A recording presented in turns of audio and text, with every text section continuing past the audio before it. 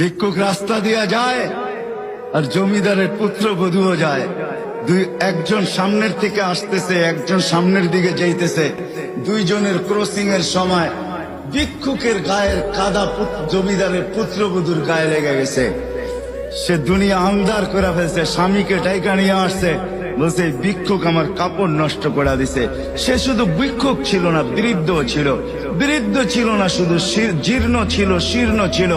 শরীরে কাপড় ছিল না, ফাটা চিরা কাপড় ছিল। পায়ে জুতা ছিল না, পেটে ভাত ছিল না।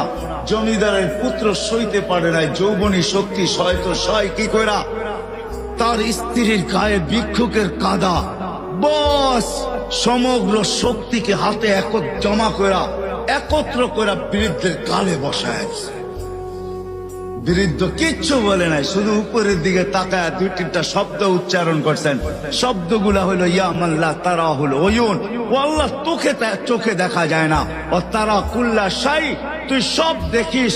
ফারা তারা মা বি, তুই কি দেখিস না আমার সাথে কি ঘটতেছে? এটা কি দেখিস না? বলতে দেরি যুবক, মরতে দেরি হয় নাই। জমিদার চলে আসছে, প্রতিশোধ নিবে। বৃদ্ধের একদিকে মুস্কি হাসি, একদিকে বলতেছে প্রেমের খেলা এমনই হয়।